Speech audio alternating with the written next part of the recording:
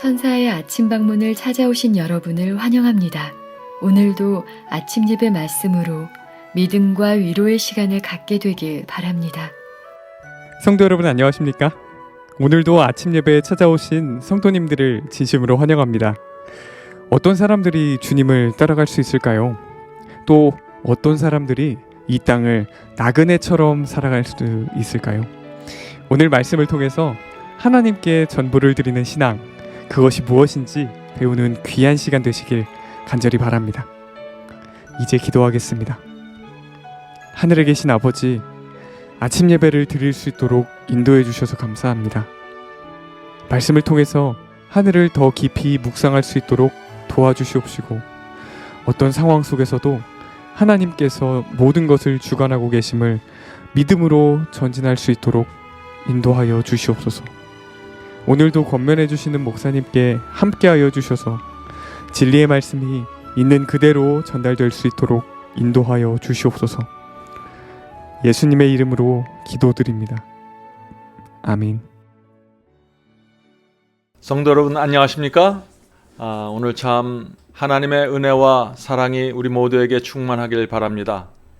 오늘 말씀 제목이 무엇입니까? 오늘 말씀은 하늘은 너무나 고귀하고 가치가 있기 때문에 값을 주고 살 수 없다 하는 내용입니다. 요한계시록 22장 17절을 보겠습니다. 원하는 자는 값없이 생명수를 받으라 하시더라. 성도 여러분, 그렇습니다. 영원한 생명은 값없이 선물로 받는 것입니다. 하나님께서는 왜 이 영생을, 이 귀한 영생을 값을 받지 않고 거저 주실까요?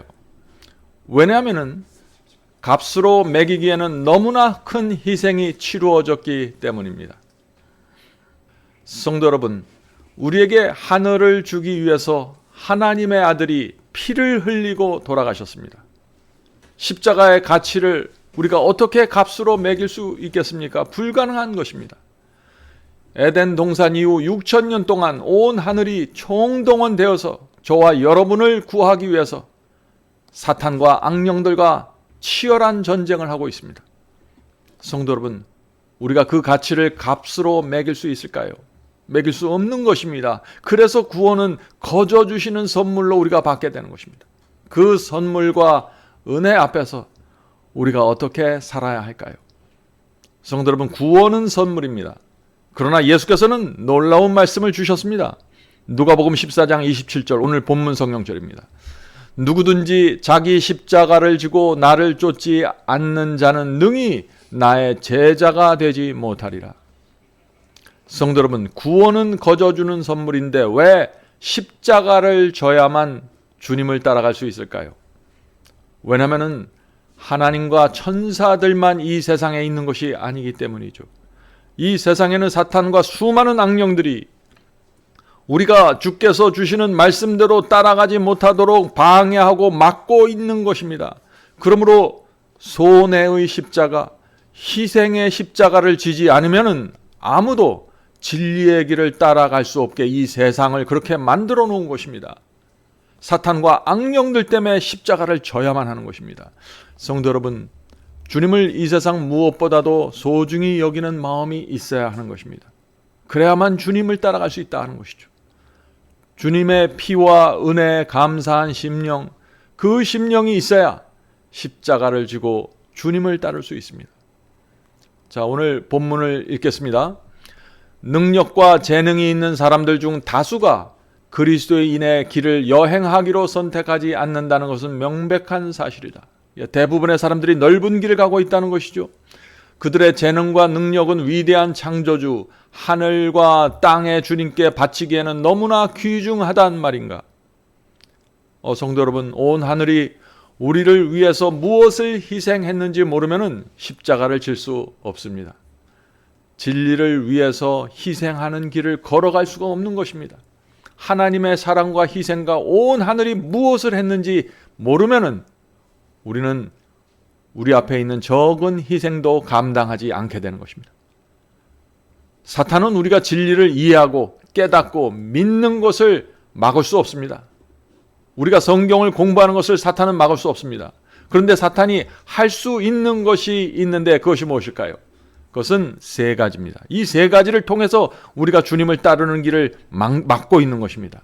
그러므로 이 세 가지를 극복해야 십자가를 지고 주님을 따를 수 있다 하는 것입니다. 자, 첫 번째, 돈과 명예와 쾌락입니다.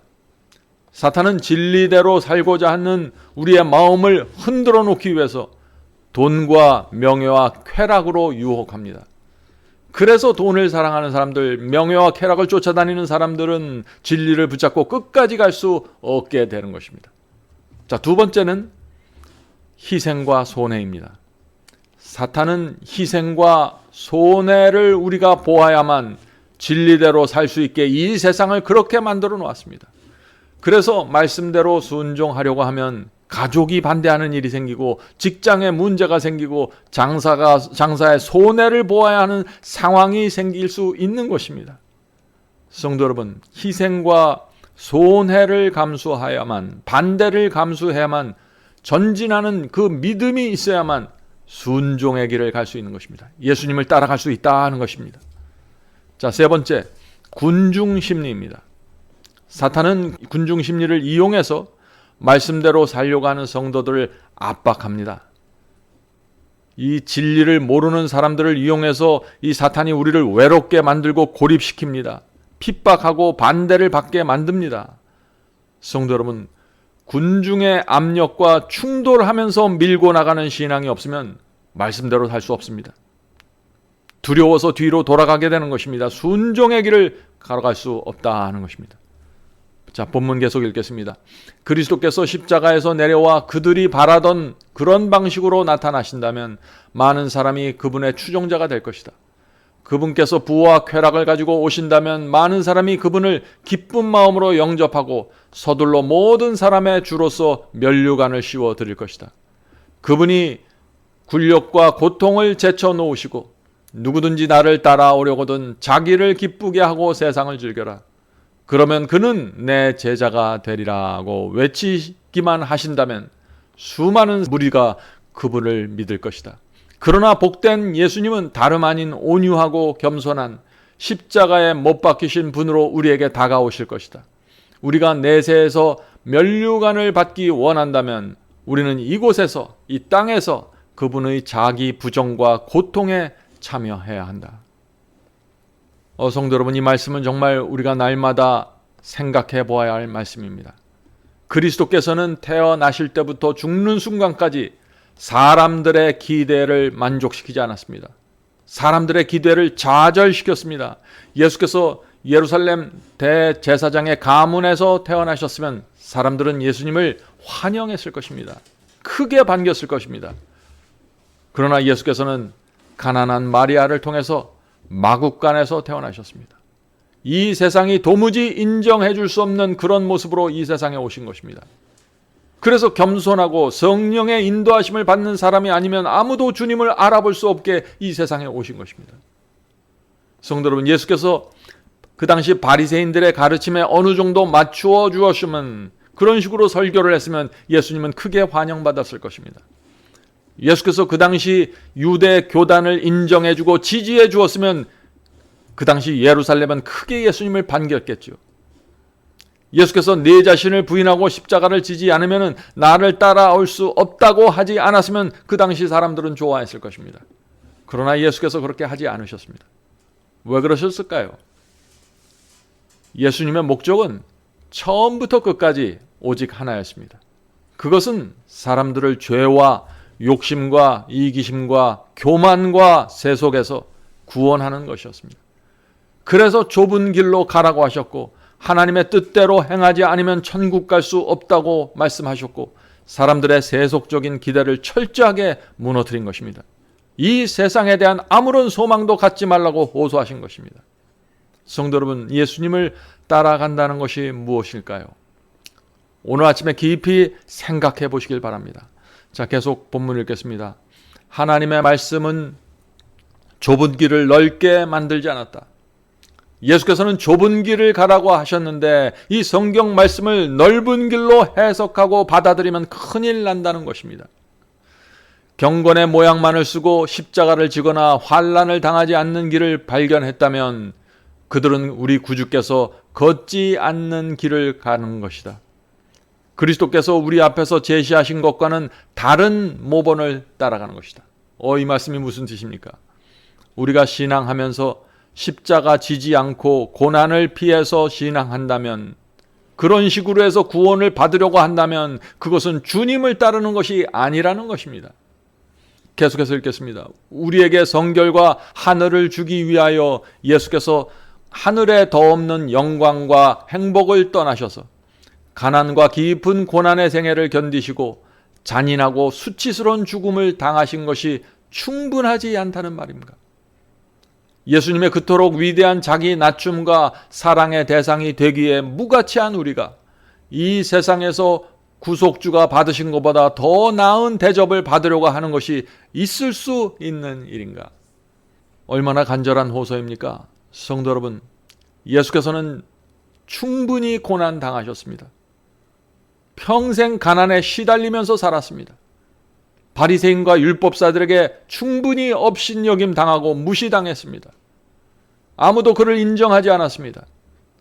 그러나 우리를 포기할 수 없으셨기 때문에 그 모든 수모를 감당하신 것입니다. 우리가 받는 이 고난은 주께서 받으신 그 고난과 비교할 수도 없습니다. 너무나 작은 것들이죠. 바울은 그래서 고난을 피하지 말라고 호소하고 있는 것입니다. 디모데후서 2장 3절입니다. 너는 그리스도 예수의 좋은 병사로 나와 함께 고난을 받으라. 성도 여러분, 고난을 피하면 예수님의 좋은 군사로 세워질 수 없습니다. 그래서 바울도 나와 함께 고난을 받자고 호소했던 것입니다. 디모데후서 1장 12절입니다. 디모데후서 1장 12절. 이로 말미암아 내가 또 고난을 받되 부끄러워하지 아니함은. 자, 바울이 고난받기를 부끄러워하지 않은 이유가 무엇입니까? 배고프고 매를 맞고 감옥에 들어가서 이 세상 사람들이 볼 때 참으로 참담한 삶을 살았지만 부끄럽지 않은 이유가 무엇일까요? 계속 이어집니다. 내가 믿는 자를 내가 알고. 부끄럽지 않은 이유가 뭐예요? 내가 믿는 하나님이 어떤 하나님인지 알기 때문에 부끄러워하지 않겠다는 것입니다. 성도 여러분, 우리가 믿는 분이 정말 누구인지, 얼마나 위대한 분인지 알면 우리는 고난받기를, 이 세상에서 진리 따라가면서 가난하게 되는 것을 부끄럽게 여기지 않을 것입니다. 당당하게 살아갈 것입니다. 사람들이 나를 인정하지 않아도 전혀 부끄럽지 않을 것입니다. 계속해서 읽겠습니다. 내가 믿는 자를 내가 알고 내가 알기 때문에 또한 내가 의탁한 것을 그날까지 그가 능히 지키실 줄을 확신함이라. 성도 여러분, 얼마나 능력 있는 말씀입니까? 하나님께서는 우리의 삶이 다하는 날까지 우리를 지켜주실 것입니다. 하늘 생명책에 우리의 이름을 기록해 놓고 우리를 구원하시는 그날까지 우리를 인도하시고 지켜주신다는 것입니다. 어떻게 할 때요? 우리가 내 자신을 부인하고 십자가를 지고 주님을 바라보면서 따라갈 때 우리를 그렇게 지켜주신다는 것입니다. 우리가 좁은 길을 피하지 않고 고난 당하기를 부끄러워하지 않는다면 주께서도 우리를 끝까지 붙잡아 주신다는 것입니다. 자, 마지막 본문 읽겠습니다. 자기 부정과 십자가가 없다면 하늘 가는 길은 얼마나 쉬울까? 세상 사람이 얼마나 많이 그 길로 몰려들고 그 수를 헤아릴 수 없을 정도로 많은 위선자들이 그 길을 걸어갈 것인가? 십자가, 자기 부정을 인해서 하나님께 감사하자. 구주께서 우리를 위해 견디신 치욕과 수치는 그분의 피로 산바되어 구원받은 자들에게는 지나치게 굴욕적인 것이 전혀 아니다. 하늘은 실로 너무 값이 쌀 것이다. 오늘 우리가 읽은 말씀은 정말 우리 마음에 큰 감동과 도전을 주는 말씀입니다. 성도 여러분, 사탄은 주님을 따르지 못하게 하기 위해서 우리가 가는 길에 유혹과 시련을 뿌려놓았습니다. 그러나 하나님께서는 그런 것들을 통해서 상황을 역전시키는 것입니다. 우리 마음을 정결케 하시고 우리가 오히려 하늘만 바라보도록 만들어 주시고 인도해 주시는 것입니다. 사탄의 공격을 하나님은 역전시켜서 우리의 마음을 정결하게 연단시켜 주시는 것입니다. 이 땅에서 사탄의 공격을 받고 고난 당하면서 우리 마음에 있는 세속과 쓰레기들이 치워지게 된다는 것입니다. 불로 연단한 금, 즉 시련 속에서 연단한 믿음을 갖게 될 것입니다. 사탄이 우리를 공격할 것이지만 우리가 주께서 가신 길을 피하지 않고 따라간다면 승리는 우리의 것이 될 것입니다. 그것이 성경이 우리에게 주는 약속입니다. 성도 여러분, 우리가 주님을 따를 때 받는 고난이 무엇입니까? 엄청난 환난을 받나요? 누가 진리대로 살고자 하면 목숨을 위협받습니까? 지금 이 시대는 그런 시대가 아니죠. 지금 우리가 감당해야 할 고난은 전혀 그런 것이 아닙니다. 아마 바울이 부활해서 오늘날 그리스도인들이 받고 있는 고난이 무엇인지 본다면 웃었을 것입니다. 왜냐하면 1세기의 고난에 비하면, 초대교회 교인들이 당했던 그 고난에 비하면 아무것도 아니기 때문이죠. 성도 여러분, 우리가 지금 당하는 고난은 아무것도 아닙니다. 지금은 고난 때문에 불평할 수 있는 시대가 아닙니다. 마지막으로 베드로전서 말씀을 읽겠습니다. 베드로전서 4장 16절. 만일 그리스도인으로 고난을 받으면 부끄러워하지 말고 도리어 그 이름으로 하나님께 영광을 돌리라. 아멘. 자, 오늘 말씀을 생각하면서 기도하겠습니다. 하늘에 계신 아버지, 주께서 이 땅에 오셔서 사셨던 그 모습을 저희의 마음에 새겨 주시옵소서.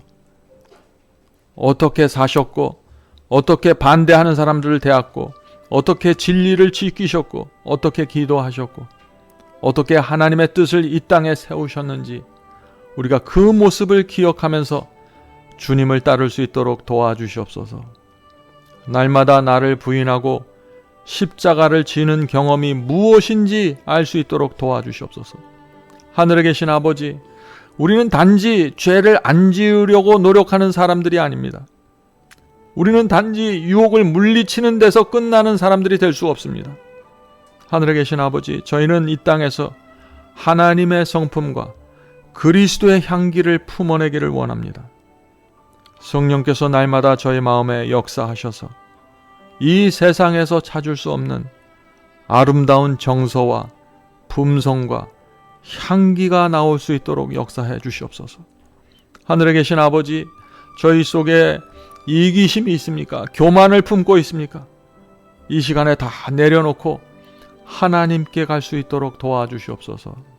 오늘 함께 예배드리고 말씀 상고하고 기도하고 있는 이 영혼들을 주께서 아시오니 각자의 형편대로 인도해 주시고 하늘 가는 길 벗어나지 않도록 지켜주시옵소서. 예수님의 이름으로 간절히 기도드립니다. 아멘.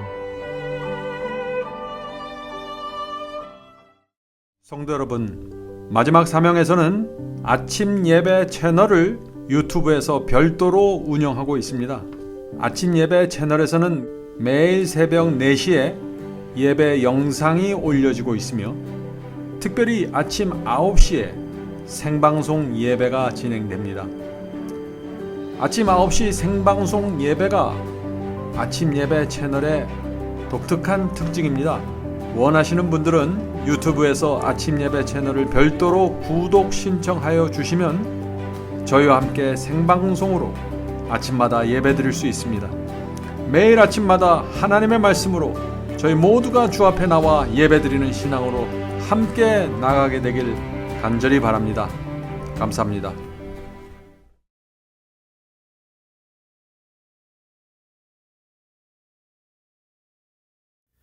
죄짐 맡은 우리 구주 어찌 좋은 친구인지 걱정 근심 모든 것은 고난 자는 복 받네. 주께 굳지 않는 거로 복을 받지 못하네.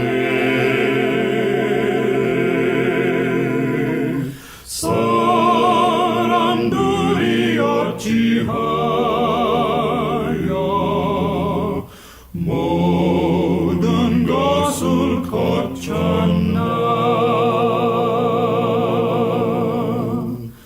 시험 걱정 모든 괴로움 없는 사람 누군가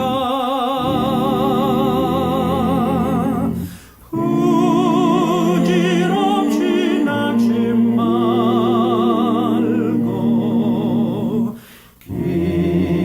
기도하랴 고하세 이런 진실하신 친구 찾아볼 수 있을까 우리 약함하시오니